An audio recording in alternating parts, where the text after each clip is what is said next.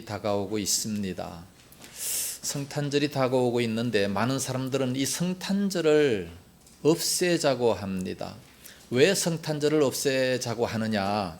이유가 있습니다. 또 성탄 추리도 없애자고 합니다. 또 성탄절 날짜를 9월달로 옮기자고 얘기하는 사람도 있습니다. 그 이유가 다 있어요. 왜 성탄절을 없애자고 하느냐? 예수님이 없는 성탄절이 되고 있기 때문에 그렇습니다. 성탄절이 다가오면 성탄, 거룩한 분이 탄생하셨음에도 불구하고 사람들은요 1년 중에 술을 가장 많이 먹는 날이 성탄절이고 죄를 가장 많이 짓는 날이 성탄절입니다. 과거에 제가 청년 때에도 평상시에는 10시까지 반드시 들어와야 된다. 일찍 들어갔어요. 근데 성탄절만큼은 밤을 새도 허용합니다. 다 봐줬어요. 성탄절 밤 새도록 교회 가서 이렇게 찬송하고 새벽송 돌고 그러니까 그런 줄 알고 봐주는데 요즘은 새벽송도 하나도 없고 밤 새도록 청춘 남녀가 범죄하는 그런 자리에 다 연루되고 있기 때문에 차라리 성탄절을 없애자 그렇게 말하는 사람들이 대단히 많습니다. 얼마 전에 문화선교회에서 여론조사를 했습니다. 당신은 성탄절이 되면 뭐가 제일 먼저 생각이 납니까? 통계를 보니까 산타크로스 29.9%, 크리스마스 트리 13.4%, 선물 10.7%, 하얀 눈 10.2%, 교회 2.1%, 크리스마스 이브 3%, 예수님 7.2%, 산타를 통해서 선물 받는 것이 가장 많았습니다. 얼마나 이기적입니까? 자기가 오로지 받고자만 원하는 그런 날이 되고 말았습니다.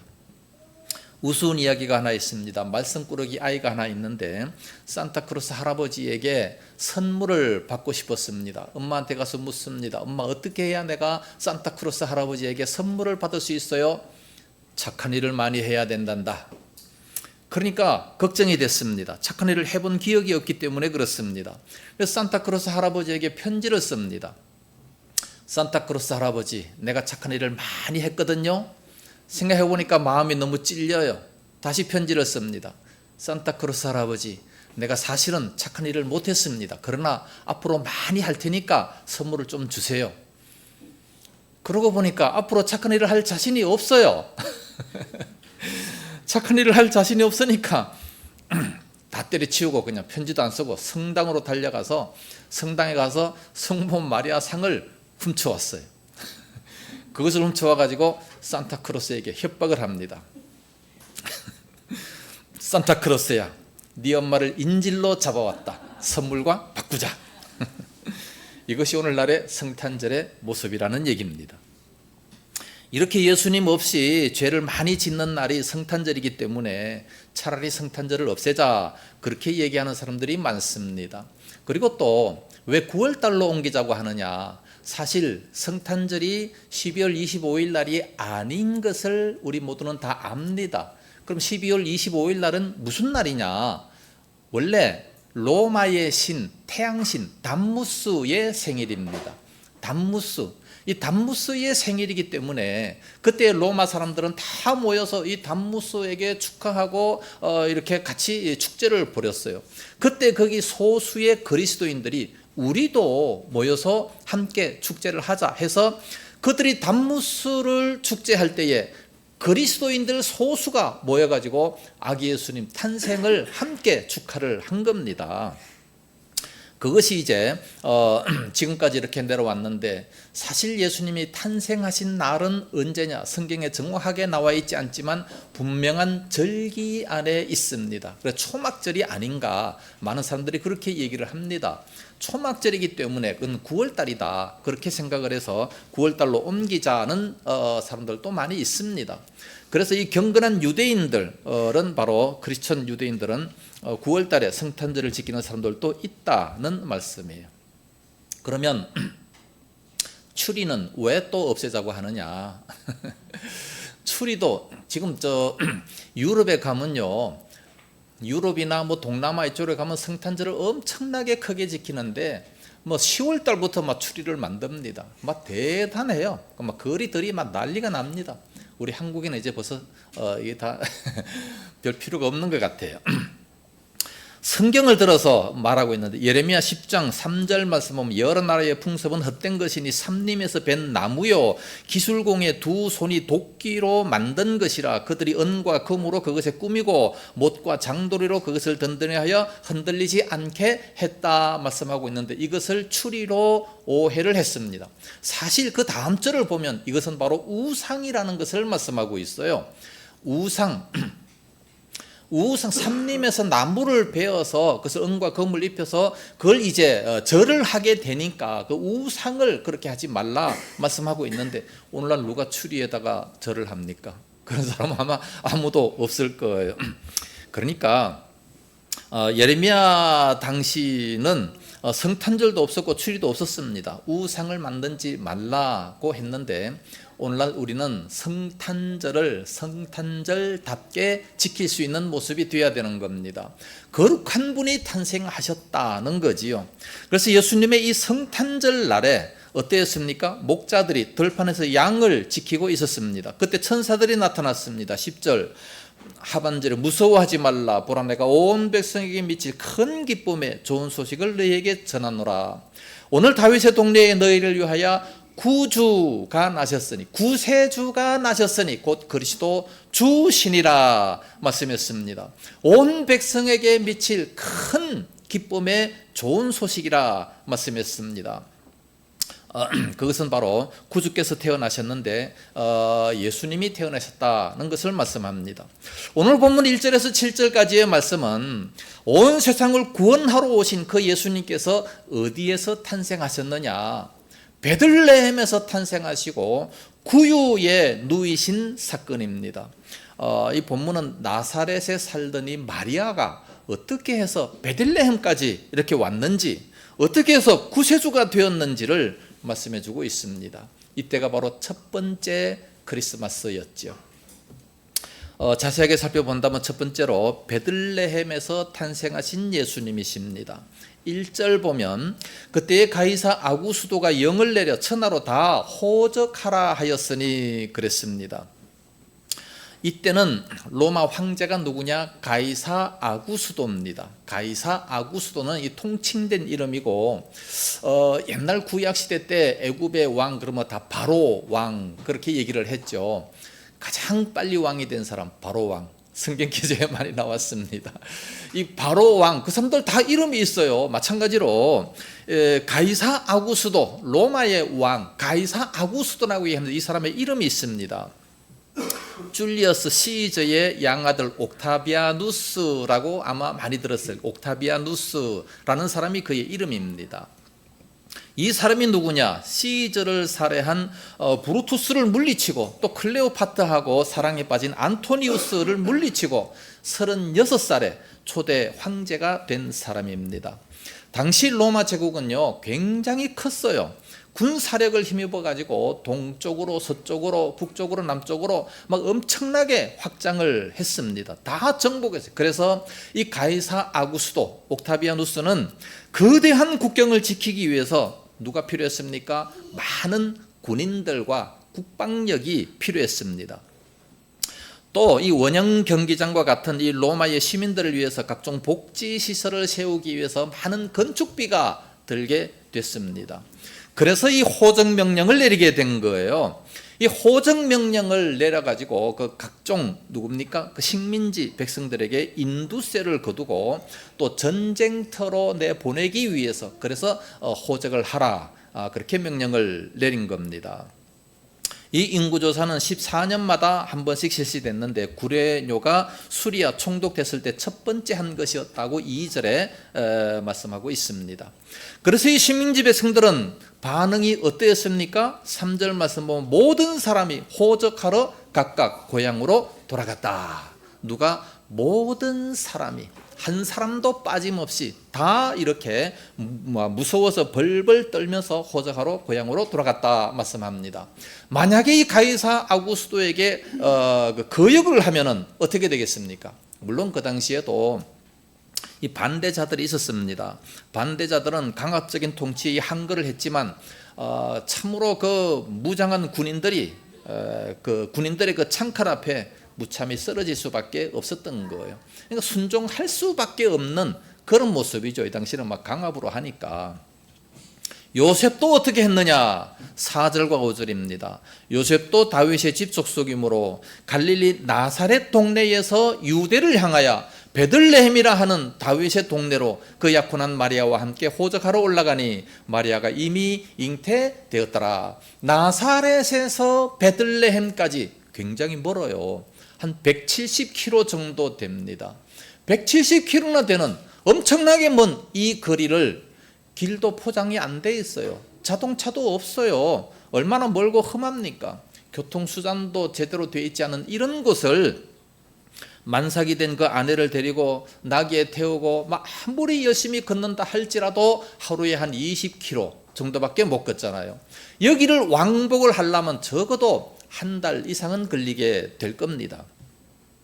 그러니까 그 기간 동안에 생업도 포기하고 또 여행에 필요한 모든 경비도 지출해야 되니까 또 더군다나 이 요셉은 그 마리아가 언제 해산할는지 모르는 그런 위험과 이 고통을 부담을 해야 되겠습니다. 뿐만 아니라 정신적인 고통도 있어요. 우리가 식민지가 되어서 왜 이렇게 저들에게 순종해야 되느냐. 그러나 어쩔 수 없지 않습니까? 그 호정명령이 세금을 거두기 위한 수단이었다라는 것을 다 알고 있어요. 유대의 이 청년, 그러나 힘이 없는 이 청년 요셉은 그 굴욕적인 마음으로 복종할 수밖에 없었던 겁니다. 아무리 피가 끓는 청년이라 할지라도 그 굴욕감을 맛보며 만삭이 된 마리아를 데리고 고향으로 가지 않으면 안 되었다는 말씀이지요. 그 만삭이 된 마리아는 어떻게 됐습니까? 6절에서 7절 보면 거기 있을 그때에 해산할 날이 차서 첫 아들을 낳아 강보로 싸서 구유에 뉘었으니 이는 여관에 있을 곳이 없음이러라. 이제 베들레헴에 도착을 했는데 도착을 했으면 만삭이 되기 때문에 아기를 낳아야 될 거 아니겠습니까? 그러면 방이 있어야 되는데 여관에 있을 곳이 없었다라고 말씀하고 있습니다. 여관에 있을 곳이 없었다. 그 당시에 베들레헴에 왜 여관이 없겠습니까? 많이 있었죠. 그렇지만 요셉과 같은 그런 이 가난한 자는 그 여관에 들어갈 수가 없었겠지요. 권세도 없었고 뭐 돈도 없었고 그렇기 때문에 여관을 얻을 수가 없었던 겁니다. 아마 요셉은 마음이 탔을 거예요. 방을 구하기 위해서. 방 좀 없습니까? 방 좀 주십시오. 그러나 그 많은 여관집 주인들은 절대 허락하지 않습니다. 돈 가지고 와. 너같이 권세가 없는 자는 절대 줄 수가 없어. 이 아기를 좀 생각하세요. 이 아기가 곧 태어날 것 같습니다. 불쌍한 우리를 좀 봐주십시오. 아무리 얘기해도 그 사람들은요 마음까지 다 꽁꽁 얼어붙었습니다. 어떤 사람이 너무 불쌍하게 생각해가지고 그래 전 그렇다면 저기 마구간이 있는데 거기라도 들어가서 하룻밤을 보내든가 할 수 없어가지고 이제 마구간에 들어가서 거기서 그날 밤을 지낼 때 이제 아기를 탄생하게 됐습니다. 그리고 구유에 뉘었다라고 말씀합니다. 여관에 있을 곳이 없었기 때문에 오늘날 우리들의 마음방에도 예수님이 들어가실 곳이 없을 때가 너무나도 많습니다. 왜 예수님이 들어가실 우리들의 마음이 없습니까? 다른 것으로 가득 차 있기 때문에 탐심으로 가득 차 있고 욕심으로 가득 차 있고 이기심으로 가득 차 있는 우리들의 마음 때문에 예수님이 우리들의 마음속에 들어오실 수가 없어요. 그래서 오늘날 우리들도 예수님을 저기 마구간에 구유에 이렇게 보내실 수밖에 없는 그런 마음이 아닌지 한번 생각해 봐야 됩니다. 이 구유라고 하는 것은 짐승의 죽통입니다. 침대가 아니에요. 그럼에도 불구하고 거기에 뉘었다라고 말씀합니다.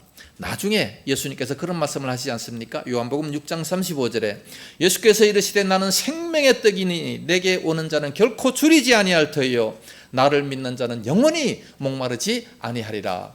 내가 생명의 떡이다 라고 말씀합니다. 그 구유 위에 이렇게 뉘었는데 구유통이잖아요. 구유통에 먹이가 됐다는 것처럼 내가 바로 생명의 떡이다. 그러니까 나를 먹어야 된다라고 말씀합니다. 예수님을 먹지 않는 자는 생명이 없다 말씀합니다. 예수님을 먹어야 영원히 산다. 요한복음 6장 58절 하반절에 이 떡을 먹는 자는 영원히 살리라. 자신이 바로 떡이라고 말씀하시면서 자신의 몸을 먹으라고 말씀을 하셨습니다. 그래야 영원히 살 것이다. 그러면 이런 시대에 이 베들레헴에 태어나신 예수님은 어떤 분이십니까? 4절을 보면 요셉이 다윗의 집 족속이라는 사실과 다윗의 동네 이 베들레헴에서 탄생하셨다는 사실을 강조하고 있습니다. 그러니까 이것은 구유에 탄생하신 예수님은 곧 다윗의 후손이요 성경에 약속된 그리스도이심을 증거하고 있는 겁니다. 이새의 뿌리 곧 다윗의 후손 가운데서 그리스도를 보내실 것을 하나님은 약속을 하셨습니다. 이것은 구약에서부터 특별히 미가 선지자를 통해서 그 메시아가 어느 동네에서 태어날 것인가 정확하게 말씀하셨습니다. 구약 시대 때 모든 것을 정확히 말씀했음에도 불구하고 유대인들, 바리새인들 안 믿었어요. 예수님이 어디에서 태어날 것이냐? 미가서 5장 2절에 베들레헴 에브라다야 너는 유다 족속 중에 작을지라도 이스라엘을 다스리는 자가 네게서 나올 것이다. 베들레헴에서 태어날 것을 분명히 말씀을 하셨습니다. 구약에서. 그래서 마태복음 2장에도 보면 메시아가 태어난다 했을 때 그 많은 사람들이 막 제사장들과 서기관들이 막 소동하지 않습니까? 왕도 막 소동하지 않습니까? 그래서 메시아가 어디서 태어나겠느냐? 서기관을 불러서 말하니까 서기관이 성경도 안 쳐다보고 얘기합니다. 그 미가서 5장 2절에 보니까 베들레헴에서 태어난다고 기록됐습니다. 그래서 그 헤롯 왕은 베들레헴으로 사람을 보내가지고 2살 이하 사람들을 다 죽이게 만듭니다. 구약에 이렇게 다 예언이 됐어요. 예수님께서 십자가에 못 박혀서 죽을 것을 이사야 53장 4절 5절에 다 말씀을 하셨습니다. 그가 찔림은 그렇게 다 예언했지만 그런 말씀 하나도 안 믿고 자기한테 유익된 그런 말씀만 믿었던 바리새인들을 볼 수가 있습니다. 오늘날 우리들도 보면 그래요. 성경에 보면 여러 가지 축복된 말씀은 다 그냥 믿고 그것을 아멘 아멘 하지만 저주의 말은 하나도 안 믿어요. 저주의 말이 훨씬 더 많습니다. 복과 저주장이 어딥니까? 신명기 28장. 신명기 28장 1절부터 14절까지는 복에 대해서 말씀합니다. 15절부터 68절까지 엄청나게 저주에 대해서 말씀하고 있어요. 그건 아예 안 읽어버려요. 그냥 복에 대한 말씀만 그냥 다 읽어버리고 신방, 축복, 선구 다 복에 대한 것만 다 얘기하지 저주에 대한 건 하나도 얘기 안 해요. 그러나 그것도 성경입니다. 그것도 성경 말씀 우리가 다 받아들여야 돼요. 오늘 본 말씀에서 그래서 이 예수님은 다윗의 후손이라는 가장 확실한 증거가 뭐냐? 등록하러 온 다윗의 동네에 왔다는 이 사실보다 더 확실한 증거는 없습니다. 그래서 다윗의 뿌리, 이새의 뿌리, 다윗의 후손 가운데서 그리스도가 태어날 것이다. 베들레헴에서 탄생하신 아기 예수님은 바로 성경에 약속된 그리스도라는 것을 확실하게 증명을 해주고 있습니다. 이 상에서 볼 때에 이 나사렛에 살던 이 마리아가 어떻게 베들레헴에서 맏아들을 낳게 됐는가? 하나님께서 가이사 아구스도의 호적 명령을 통해서 베들레헴으로 인도를 하신 거 아니겠습니까? 이런 것을 볼 때 세상의 모든 역사는 가이사 아구스도가 정치하는 줄로, 그가 인도하는 줄로 우리는 믿어요. 그러나 사실 보니까 그게 아니라 하나님의 역사였습니다. 가이사 아구스도의 그 마음을 통해서 하나님께서 역사하셔서 베들레헴으로 와라. 하나님의 역사 아닙니까? 왜냐하면 구약에 기록된 그 말씀을 이루기 위해서 가이사 아구스도의 마음을 주장하셔서 베들레헴으로 오게 만든 겁니다. 그러니까 역사의 주관자는 누구냐? 하나님이십니다. 이 모든 것을 바라볼 때에 정말 우리들도 마찬가지예요. 내가 모든 것을 결정하고 내가 모든 것을 다 하는 것 같지만 그러나 역사를 바라보면 내가 하는 거 하나도 없어요. 모든 건 다 주님이 하십니다. 결혼하는 것도 내가 마음에 들어가지고 내가 이렇게 선택한 것 같지만 그러나 하나님이 짝지어 주신 것을 사람이 나누지 못할지니라. 누가 짝지어 줬어요? 하나님이 짝지어 주셨대요. 네? 그러니까 모든 것을 보면 다 하나님이 하세요. 내가 선택한 것 같은데 사실은 하나님이 하셨어요. 거기에 우리가 불순종하면 안 된다는 말씀입니다. 팔레스틴 지방에 보면 BC 8세기부터 약 700년 동안 여러 강대국들의 전쟁으로 인해서 황폐해질 대로 황폐해졌습니다. 바벨론, 아수르, 이집트, 페르시아, 헬라 제국들이 그 팔레스틴 그 지역에서 각축전을 벌이고 있지 않았습니까? 그래서 헬라 제국이 들어서면서 이제 예수님께서 탄생할 때 헬라 제국이 들어서면서 알렉산더가 문화 정책의 일환으로 헬라어를 온 세계에 다 전파를 시켰습니다. 그 로마나 그 모든 각국을 전부 다 헬라화를 다 시켜버렸어요. 그러면서 헬라어를 다 이렇게 강제로 배우도록 그렇게 만들었는데 누가 그랬다고요? 알렉산더가. 그런데 그것도 누가 했습니까? 하나님이 하셨어요. 왜요? 신약 성경을 헬라어로 쓰게 하기 위해서. 헬라어로 신약 성경을 쓰니까 이 신약 성경 그것을 읽는 사람들은 바로 이 복음이 전파가 되게 되는 겁니다. 당시에 세계의 역사는 로마를 통해서, 로마의 길을 통해서 온 세계로 뻗어 나가는 겁니다. 그래서 이 로마가 복음을 받아들이면 온 세계에서 받아들이는 것은 시간 문제입니다. 그래서 그 헬라화를 다 만들어놨기 때문에 이 헬라어를 신약 성경으로 쓰게 하기 위해서 알렉산더의 마음을 주장해가지고 그래서 모든 것은 다 헬라화를 시켜버렸다는 말씀이에요. 다 그러니까 하나님께서 하신 거죠. 인간이 한 게 아니라는 겁니다. 잠언서 24장 1절 말씀 보면 왕의 마음이라 할지라도 접의 물과 같아서 하나님께서 임의로 다 인도하신다 말씀합니다. 왕의 마음을 누가 인도하셨느냐? 하나님이 하셨어요.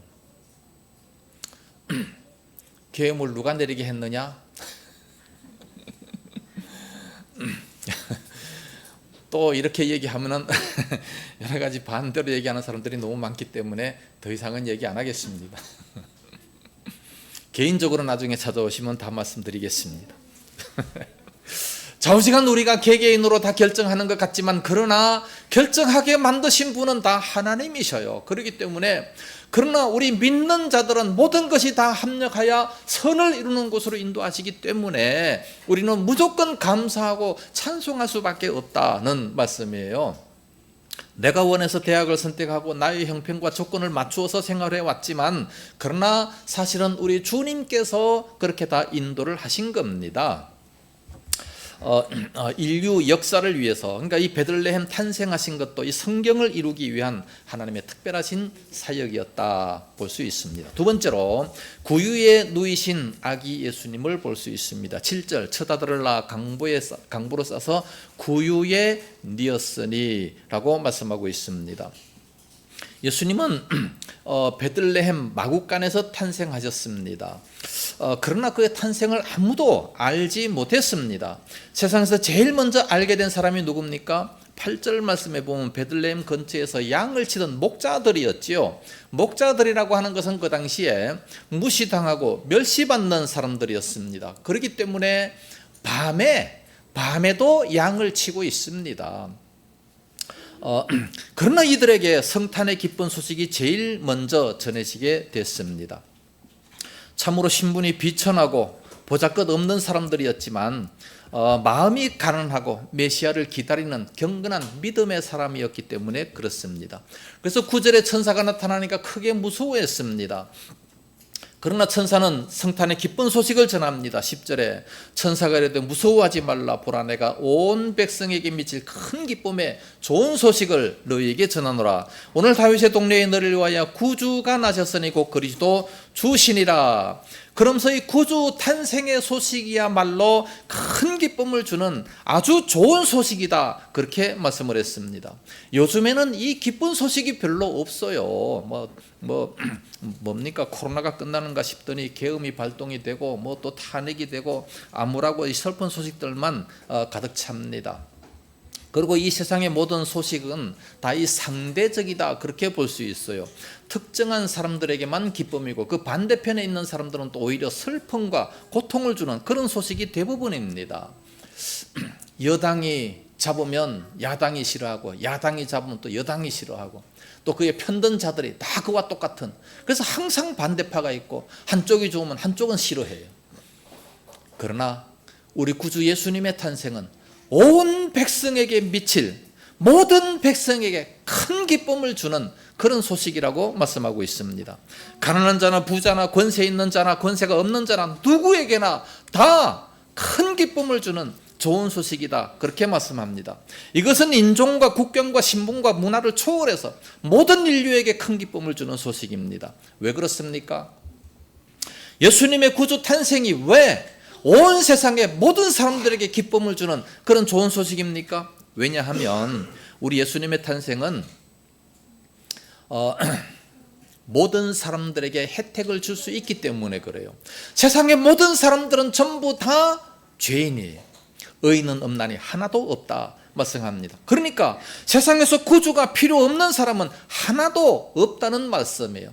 온 세상의 모든 사람들은 다 구세주가 필요한 그런 모습 아니겠습니까? 이 구원자가 필요한 겁니다.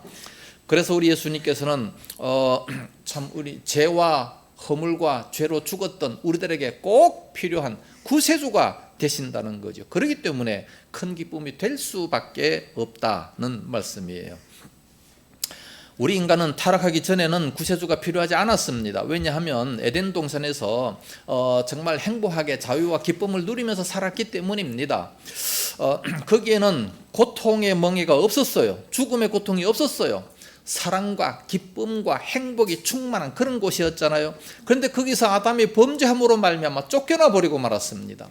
그 천국과 같은 그 에덴 동산에서 쫓겨나 버리고 말았으니 이 세상에서는 항상 불안과 슬픔밖에 없습니다. 이 세상에서는 결국에는 이제 죽음이 찾아왔고 여러 가지 땀을 흘려야 식물을 먹을 수가 있습니다. 질병이 생기고 살인과 미움과 범죄가 생기게 되고 결국은 죽음이 찾아오게 되는 거예요. 왜 우리 인생에게 죽음이 찾아왔습니까? 죄 때문이죠. 그런 의미에서 이 세상은 마치 거대한 감옥과 똑같습니다. 마치 사형수와 똑같아요. 사형수가 감옥에 갇혀 있는 것과 똑같습니다. 그게 바로 이 세상입니다. 사형수가 감옥 속에 갇혀 있다가 주는 밥 먹고 그냥 아무 짓도 못하고 있다가 어느 날 불러서 나가요. 어느 날 불러서 나가면 사형장으로 끌려가서 죽게 되는 겁니다. 그러니까 항상 불안해요. 언제 나를 불러서 이렇게 사형장으로 끌려갈까? 그게 바로 이 세상입니다. 이 세상에서 우리가 뭐 조금 잘 먹고 뭐 조금 이렇게 행복하고 그런 것 같지만 그러나 그렇지를 못해요. 왜냐하면 이 세상은 사단이 다스리고 있기 때문에 그렇습니다. 그래서 어느 날 이제 우리의 생명을 불러가요. 그러면 영원한 지옥에 들어가서 고통을 당할 수밖에 없는 겁니다. 그렇기 때문에 우리 인생은 진정한 만족이 없고 진정한 행복이 없습니다. 항상 죽음의 권세에 사로잡혀 두려워하고 있는 겁니다. 그리고 또 우리 인간이 죽음 이후에 어떻게 되느냐? 하나님의 심판대 앞에서 영원한 형벌을 받지 않습니까? 사형 선고를 받은 이 죄수들은 이제 어쩔 수 없이 죽어야 되고 죽고 난 이후에 지옥에 들어갈 수밖에 없는 그런 처지에 있다는 거지요. 그러니까 이 땅에서 아무리 맛있는 걸 준들, 이 땅에서 아무리 큰 저택을 준다 할지라도 무슨 행복이 있겠습니까? 무슨 진정한 만족이 있겠습니까? 이런 죄 문제를 해결을 해야 되는데 바로 그 문제를 해결하기 위해서 우리 예수님께서 오셨다는 거지요. 사형수에게 있어서 가장 기쁜 소식이 뭡니까? 무죄 선고를 받고 석방되는 거예요. 그거보다 더 기쁜 것이 어디 있습니까? 가난한 자에게 기쁜 소식은 부여이고 병든 자에게 기쁜 소식은 건강입니다. 그렇기 때문에 예수님의 이 탄생은 모든 백성에게 미칠 수 있는 큰 기쁨의 좋은 소식이 되는 겁니다. 그래서 예수라고 하는 것은 구약으로 보면 헬라어로 예수스, 구약에서는 여호수아라는 것입니다. 여호수아, 그러니까 여호와는 구원이시다, 그런 뜻이 되는 겁니다.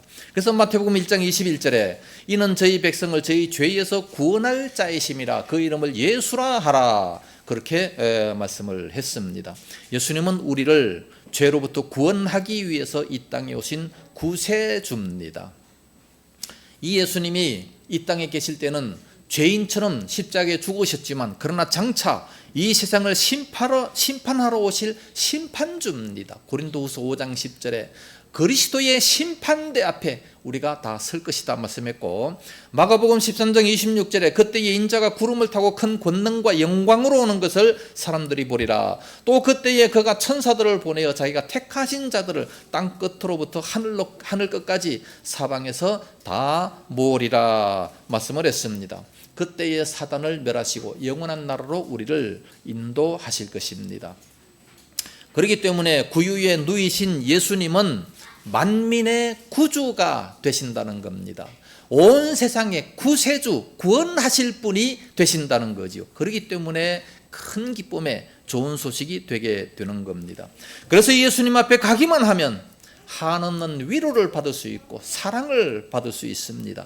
아무리 상처가 많은 사람도 예수님께 가면 나음을 받을 수가 있습니다. 아무리 운명적인 사람도 예수님만 영접하면 하나님의 크신 뜻을 받아서 희망찬 새 힘을 새 삶을 살 수 있습니다. 그래서 찬송가 96장에 불렀던 것처럼 우는 자의 위로가 되고 눈먼 자의 빛이 되시고 허물과 죄로 죽은 자들에게 생명이 되시고 버림받은 자의 아버지가 되시며 없는 자의 풍성이 되십니다. 그래서 이 구유에 누이신 예수님은 만민의 구세주가 되십니다. 이렇게 태어나신 분이 예수님이시고 그 날이 12월 25일 내일 모레 그 다음 날 수요일 날 예배를 드리게 됩니다. 이때 우리 모두가 다 모여서 그 주님을 감사하고 찬송하는 그런 역사가 있기를 예수님의 이름으로 축복합니다. 기도하겠습니다.